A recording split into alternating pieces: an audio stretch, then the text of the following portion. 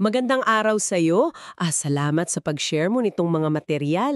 Talagang nakakaintriga yung paksa, yung tungkol sa pagtatatag ng mga simbahan, yung mga komunidad na matatag talaga, lalo na yung focus sa pinakaunang yugto.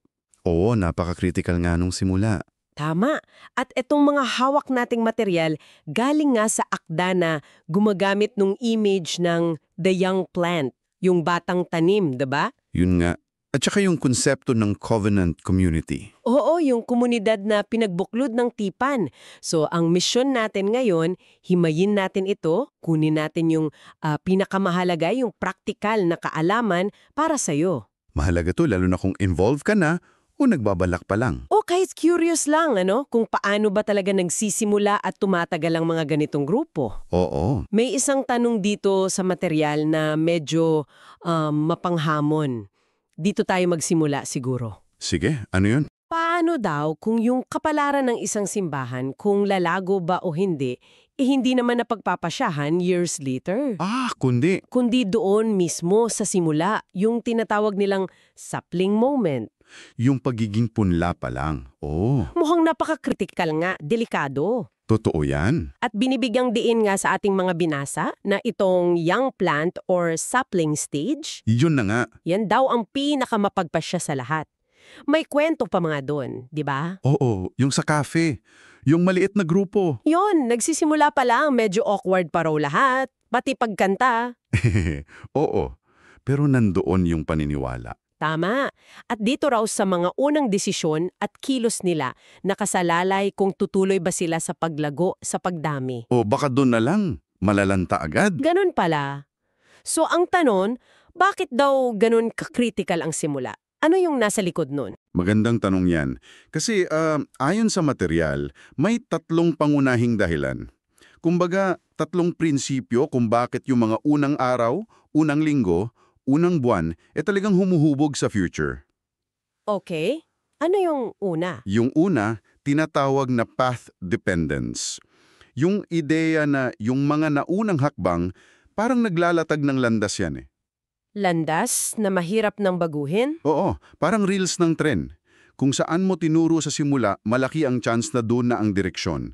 Halimbawa, kung nasana yung grupo, in just a few months, na laging nakaasa sa isang leader, Yung parang lahat sa kanya galing. oo, lahat ng desisyon, lahat ng guidance, mahirap na yung baguhin later on. Tapos, magiging passive na yung mga miyembro. Gets ko. May point. Kaya ang practical na payo dito, bawat sistema, bawat paulit-ulit na proseso na itatag mo sa simula, isipin mo parang legacy code yan. Legacy code? Parang sa programming? Oo, kailangan mong panindigan yan. O kung hindi, ngayon pa lang, planuhin mo na paano papalitan kapag hindi na akma. So parang domino effect talaga. Yung mga maliit sa umpisa, lumalaki. Yung impact. Okay, ano naman yung pangalawa? Yung pangalawang prinsipyo, ito yung identity crystallization. Pagbuo, tapos pagpapatigas ng pagkakakilanlan. Identity. Paano yun? Hindi ba sa mission statement lang yun? Yun nga ang sabi dito, hindi lang daw doon. Mas mabilis pangaraw at mas malalim mahubog yung identity sa mga paulit-ulit na ginagawa. Sa actions. Oo, yung lingwahe ninyo, yung mga ritual, kahit simpleng pagkain lang yan o panalangin, pati yung mga kwentong laging binabalikan. Interesting. Pati kwento? Oo, halimbawa, paano kayo tumanggap ng bagong dating? Paano kayo mag-celebrate ng kahit maliit na tagumpay? O kahit paano kayo humarap sa conflict? Lahat yan, mas malakas pa raw magturo sa mga tao, pati sa inyo mismo, kung sino talaga kayo bilang community. Mas mabilis pa sa anumang statement na nakapaskil. Wow, may bigat yun. Kaya ang aral dito, maglaan talaga ng oras, ng intensyon, sa simula, para malinaw na maipahayag at maisabuhay. Hindi lang masabi sino kayo at bakit kayo nandyan. Gets ko. Bale, hindi lang salita. Mas yung actions, yung habits, yun yung nagfo-form na identity. Okay, tapos yung pangatlo? Yung pangatlo, relational network effects. Ito yung epekto ng klase ng ugnayan sa loob ng grupo. Ugnayan. Paano yun nakakaapekto? Sinasabi kasi sa material na ang isang maliit na simbahan, pero malalalim yung ugnayan ng mga tao, yung authentic connection, Okay? mas mataas daw ang chance na makapag-produce ng mga susunod na leader. Yung may tibay, may karakter, Dahil sa lalim ng relasyon. oo, compared sa isang malaking grupo, pero mababaw lang yung koneksyon ng mga tao. Parang kilala mo lang sa pangalan. Marami pero mababaw. Yon. Kadalasan daw, ang napoproduce nun, mga programa lang, events. Pero hindi yung mga disipulong tunay na lumalago. May punto. Mas focus sa activities kesa sa tao. Exactly. Kaya ang isang mahalagang takeaway dito, sa simula pa lang, mas unahin dapat yung pag-create ng spaces para sa deep connections. Tulad ng, Mga maliliit na grupo, di ba? Triads, microgroups, tapos yung mga proseso ng paggabay, yung apprenticeship. yung parang mentoring. Oo, para yung relasyon mismo ang maging engine ng paglago, hindi lang yung events o programa. Malinaw na malinaw. Kaya pala grabe yung impact nung sinabi sa source. Ang pagiging intentional sa unang yugto ay nagbibigay ng kalayaan sa hinaharap. Ang kapabayaan sa unang yugto ay lumilikha ng mga limitasyon sa hinaharap. Oo, napaka-importante niyan. Ang dating talaga sa akin yan, hindi pwedeng bahala na lang. Hindi pwedeng go with the flow lang sa umpisa. Tama, Bawat maliit na desisyon, bawat nakasanayan. para siyang DNA, na magdidikta na ng health at future ng buong community. Exactly. Okay. Ngayon, kung ganyan kahalaga yung pundasyon, paano naman pumapasok dito yung isa pang malaking konsepto sa material, yung covenant community? Yung komunidad na pinagbuklod ng tipan. Anong koneksyon nito? Magandang connection yan. Kasi kung pundasyon ng pag-uusapan, yung konsepto ng covenant o tipan, yan yung pinakasentro, yung ubod na minumungkahi ng material. Tipan, pero hindi yung parang kontrata lang. Yun nga ang kailangan linawin. Sa konteksto ng Biblia, na siyang source nito, hindi siya ordinaryong kontrata. Yung kontrata kasi, usually, transactional. Palitan ng serbisyo, ganun. Palitan ng produkto o serbisyo. May hangganan. Nakatuon sa benefits ng bawat party. Pero ang tipan, iba. Paanong iba? Mas relasyonal siya at transformational. Ang goal niya, lumikha ng isang pamilya o isang bayan. Pagbuo ng relasyon. Isang sagradong pangako ng ugnayan na humuhubog sa identity, sino tayo, pati sa tadhana, saan tayo patungo. At madalas, nagsisimula sa Diyos. May mga pattern ba ito sa Biblia? Meron. Paulit-ulit daw na katangian, divine initiative, simula sa Diyos. Promise plus response, pangako at tugon ng tao. Sign and memory, mga tanda at paggunita tulad ng binyag. At oath and presence, sumpaan at yung presensya ng Diyos. At itong pattern na ito? Nagpapatuloy daw at nagiging mas malinaw sa bagong tipan kay Kristo. Siya yung sentro. So kung ganun, ang tipan hindi lang simpleng agreement, pagbuo talaga ng identity. Paano ito nagiging praktikal sa araw-araw ng isang nagsisimulang simbahan? May binanggit na parang grammar daw? Oo, yun yung analogy. Parang grammar o balarila. Kung paano yung grammar nagbibigay ng struktura at meaning sa salita natin, ganon din ang tipan sa buhay ng community. Tama. Ito yung nagbibigay ng structure at kahulugan. Ito yung humuhubog sa identity nila, sino ang nagpangalan sa kanila, ano ang dapat alalahanin, ano ang expectation sa bawat isa, sino ang belong, ano ang purpose nila. Lahat yan defined by the covenant. Oo. Kaya yung mga practical na prioridad dapat nakaangkla sa bagong tipan. Si Kristo ang sentro, yung mga sakramento, binyag, communion, yun yung mga tanda. Tapos yung banal na espiritu, siya yung power source, kumbaga, yung nagbibigay kakayahan para sa tunay na pagbabago mula sa loob.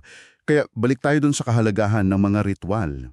Yung mga regular na ginagawa. Oo, mga regular na gawain o rituals na nagsasanay sa tao sa pamumuhay pananampalataya. At yung malalim na proseso ng paggabay, yung apprenticeship, yung pagpasa ng buhay pananampalataya in a relational way. Okay, mas nagko-connect na siya ngayon kung covenant ang framework. Tapos, kailangan ng intentionality sa simula. Ano naman yung mga specific na levers o piyesa na pwedeng gamitin para mahubog ng tama yung direksyon? May mga binanggit kasing practical na bagay. Meron nga, nagbigay yung material ng ilang levers, parang mga control points yan, para sadyain talaga yung paghubog ng kultura at direksyon. Siguro para mas madaling tandaan, igrupo natin. Sige, maganda yan. Okay. Merong mga levers na may kinalaman sa identidad at kultura. Dito pumapasok yung pagkakaroon ng malinaw, maikli, pero kitang-kita sa gawa na identity statement. Pati yung malinaw na boundaries at expectations. So, sino kayo at ano ang inaasahan? Oo, tapos may kinalaman sa pamumuno at istruktura. Dito yung emphasis sa paghubog ng leaders via apprenticeship, hindi lang basta pag-deliver ng programa. Mas importante ang tao kaysa programa? Yon. Kasama din dito yung simpleng proseso para sa conflict resolution. Kasi hindi maiiwasan yan eh. At yung transparent na financial management. Mula simula pa lang. Mahalaga yung transparency sa pera. Sobra. Tapos yung pangatlong grupo, may kinalaman sa misyon at pagkilos. Dito yung kahalagahan ng ministeryong nakikinig muna sa community. Hindi yung parang parachute lang na bumagsak. Contextualized ministry. Tama. At yung pagkakaroon ng mindset for multiplication, yung pagsasanay agad ng mga potential leaders na pwedeng isend out later. Thinking ahead na agad for sending. Oo, hindi lang basta pagpapalaki sa isang lugar. Salawat sa paggrupo. Mas klaro. So, yung mga levers na yan, parang tools para sadyain yung paglago. Pero bukod sa tools, may mga critical decisions din daw sa simula na halos magdidikta na ng future. Ano yung ilan sa mga pinaka-importante doon? Oo, meron. Ilang desisyon sa umpisa na napaka-consequential daw, sabi sa source. Parang mga major turning points. Una, sino ang nasa founding team mo? Yung mga kasama mong nagsimula. Yun. Mas tinitimbang daw dito yung character, yung humility, yung teamwork, kesa sa puro galing o karisma. Character over charisma. Parang ganon. Pangalawa, ano yung mga non-negotiables ninyo? Sa teolohiya, sa practice, kailangang malinaw yan para maiwasan ang away o paglihis later. Para isa ang direksyon. Oo. Pangatlo, saan ba talaga nakasalalay ang authority sa grupo? Malinaw ba? Para walang power struggle or confusion. Critical yan. At pang-apat, ito, napakahalaga. Ano ang priority sa first year? Mabilis na paglaki ng numbers at programs o pagpapalalim muna ng relationships at formation ng mga unang miyembro? Ano ang suggestion ng source? Ang mariing mungkahi, unahin ang lalim kesa lawak sa pinakaunang yugto. Depth over width, kumbaga. Lalim muna bago lawak. Okay. Oo. Yang mga desisyong yan, kasama na yung paano hahawakan ng pera, tsaka kung may plano ba for leadership succession, yan yung mga foundational choices na humuhubog talaga sa trajectory. Dito siguro papasok yung isa pang interesting na comparison sa material, yung attraction economy versus yung paglinang ng vocation. Mukhang connected ito, lalo na doon sa depth versus width. Pwede mo bang i-explain pa? May kwento pangaraw kay Pastor Ili? Oo, magandang pag-uusapan yan kasi pinapakita nito yung dalawang magkaibang approach. Yung attraction economy based sa description sa source ay kadalasang umiikot sa isang charismatic na founder. Yung magaling magsalita, sikat. Oo, ganon. Ang main goal, makahatak ng maraming tao. Madalas, through polished events, ganda ng production, o yung appeal ng leader. Yung kwento nga ni Pastor Eli at The Gathering, yun yung example. Ano nangyari doon? Mabilis sumikat, dumami ang tao, pero nung nagka-issue yung founder, personal issue, mabilis ding nanghina. Nagkawatak-watak, kasi pala, nakasandal lahat sa kanya. One-man show. Parang ganon. Kaya sinasabi sa source, madalas hindi sustainable yung ganitong model. Kasi nga, 1, sobrang dependent sa isang tao. 2, yung mga tao, nagiging consumers lang ng religious services, hindi active disciples. Parang nanonood lang. Oo, nagkakaroon ng talent bottleneck, iilan lang ang gumagawa. At madalas, mababaw lang ang commitment ng members. So, ano yung alternative, yung vocation model? Yung vocation model, sa kabilang banda, hindi ang focus ay mang-attract lang ng crowd.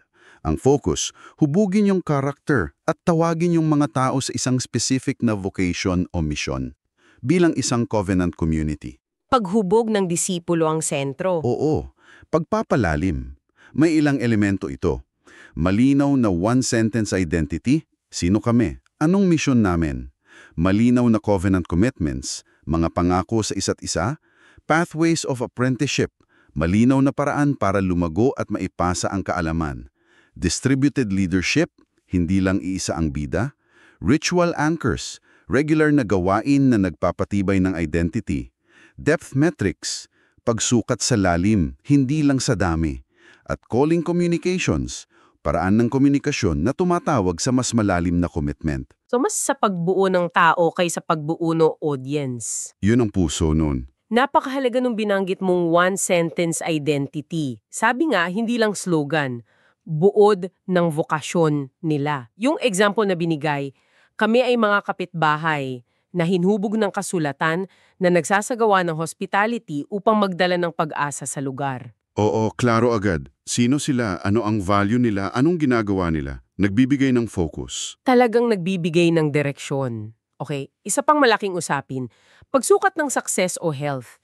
Kung hindi nga raw dapat focus lang sa attendance, building, budget, yung mga sukatan sa attraction model, paano naman daw dapat sukatin ang kalusugan ng isang batang komunidad na nakafocus sa vocation at covenant? Dito ngayon pinakilala yung pagkakaiba ng lagging indicators at leading indicators. Lagging at leading, ano pinagkaiba niyan? Yung lagging indicators, tulad niya ng attendance o total funds, resulta na yan ng nakaraan.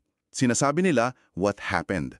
Pero hindi sila masyadong predictive sa future spiritual health. Resulta na sila? Oo. Yung leading indicators naman, ito yung mga sinusukat na bagay na may direct impact sa paghubog ng tao at sa misyon. Mga bagay na parang signal ng potential health sa hinaharap. Ah, parang mga senyales ng future growth. Anong example niyan? Halimbawa, ilan ba ang active one-on-one discipleship relationships? Ilan ang nasa apprenticeship process para maging leader? Gaano kadalas may real engagement sa mga kapitbahay? Ilan ang new members na nabaptize at na-integrate talaga? Mas nakatuon sa proseso at bunga ng paghubog? Yon. Ang diin, sukatin yung mga proseso at bunga ng formation at mission, hindi lang yung numbers na madaling bilangin pero baka hindi buo ang kwento. Nagbigay din ng categories: formation, discipleship and apprenticeship, mission and neighboring, stewardship, resilience. Pero may paalala din daw. Oo, importante na yung metrics na ito laging tinitingnan kasama ng mga kwento ng pastoral understanding. Hindi dapat maging cold statistics lang. Okay. Intriguing yung leading indicators. Mas proactive nga. Ngayon, may isa pang konsepto na medyo, balintunak. Counterintuitive. Yung tungkol sa pruning at sending. Pagpupungos at pagsusugo. Oo. Kasi usually, pag may umalis o lumiit ang grupo, parang failure yon, di ba? Pero sabi dito, kailangan daw yon para sa tunay na multiplication. Pakipaliwanag na. Oo, medyo kontra sa usual thinking yan. Ginamit sa source yung analogy ni Jesus sa butil ng trigo.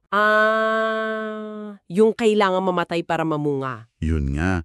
Kung hindi maitatanim sa lupa, mananatili siyang mag-isa. Pero pag namatay, mamumunga ng marami. Tapos, ikinumpara rin sa halaman. Yung punla, kung sa paso mo lang aalagaan lalaki, pero hanggang dun lang. Limited. Oo, pero kung itanim mo sa lupa, tapos pag lumago, pupungusan mo para kumuha ng cuttings na itatanim sa iba. Yun, mas marami kang mapapalago in the long run. Yun. Ang theological basis nito, sabi sa source, ay yung pattern mismo ng gospel, death leading to resurrection. Tapos yung nature ng covenant na laging may kasamang mission o sending. At yung example ng incarnation pagpunta ni Kristo sa kinaroroonan ng tao, pakipagkapit bahay. So, imbes na malungkot pag may aalis for mission, Ang suggestion, celebrating departure. Pagdiriwang sa pag-alis. Isang active process, yung may blessing, may support, baka may ritual pa ng sending. Tapos, i-frame yung story na sila ay ipinadala, hindi lang umalis. wow. Ibang perspective yun. At mahalaga ring i-connect yung sending sa pakikipagkapitbahay, yung listening first bago kumilos sa pupuntahan. May mga suggested metrics din dito. Annual sending rate, neighbor relationship index. Challenging pero powerful na idea. Yung growth pala, hindi lang pagdami in one place, kundi pagpaparami sa iba't ibang lugar, kahit may loss sa pinanggalingan. Okay, para i-connect natin lahat, ba't daw binibigyan ng ganitong emphasis ang mga prinsipyong ito, lalo na ngayon? Ano yung urgency? Dito talaga lumalabas yung pagkaapurahan ng mensahe. Sabi sa source, yung context natin ngayon, yung secularization, yung cultural or political pressures na minsan hostile. Oo, ramdam yan. Mhm. Yung tindi ng digital distraction, minsan may open hostility pa nga. Lahat yan ginagawang mas mahirap, mas delikado ang magsimula ng simbahan ngayon compared dati. Mas challenging. Oo. Pero at the same time, ginagawa rin nitong mas kailangan, mas makabuluhan yung mga communities na talagang matatag, may clear mission. Kaya ang argumento, hindi na raw panahon para umasa lang sa swerte, sa karisma ng isa o sa improvisasyon. Hindi na pwede ang basta-basta lang. Yun nga, ang mga communities na may chance magtagal at mamunga sa ganitong environment, yung mga sinadyang pinaugatan ng malalim. Mula simula. Yung may clear identity based sa covenant. May leadership system na sustainable at may transferable. At may mga regular na practices na idinisenyo para patibayin ng mga tao sa gitna ng challenges.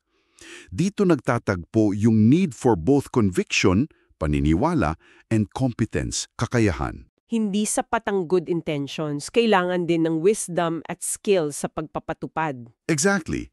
Intentional implementation. Okay. Kung susumihin natin lahat ng napag-usapan natin mula sa mga material mo, ang pinaka-core message talaga ay yung critical na kahalagahan ng pinakaunang yugto, yung sapling season. Oo, yun talaga. At kasabay nun, yung power ng pagiging intentional. Yung sadyang paglilinang ng community na nakaugat sa tipan kung gusto mong makabuo ng samahan na hindi lang panandalian, kundi tatagal, lalalim, at magpaparami pa. Tama. Ilan sa mga nag-stand out na tema, yung focus sa formation over attraction, yung pagpaparami ng leader through relationships, yung pagsukat sa tunay na health, depth metrics, at yung pag-i-embrace sa parang mahirap na ideya ng sending and pruning as part of growth. Magandang summary yan. At bilang panghuling hamon siguro sa iyong pagninilay, based sa lahat ng ito, ano kaya ang isang maliit lang, pero sinadyang pagbabago o hakbang? Isang maliit na hakbang. Oo, na pwede mong simulang gawin o isuggest baka this week pa nga sa isang komunidad na mahalaga sa'yo. Simbahan man yan, team, org o kahit pamilya na makakatulong para mapalalim yung ugat, mapatibay yung pundasyon at may handa ito for a stronger future. Hindi kailangang malaki agad. Hindi. Isang maliit pero sinadya, intentional, at align sa mga prinsipyong napag-usapan natin. Yun lang. Maraming salamat sa pagsama mo sa ating paghimaymay at talakayan ngayon. Sana ay may napulot kang mahahalagang butil ng kaalaman at inspirasyon mula sa mga material na ito. Hanggang sa muli.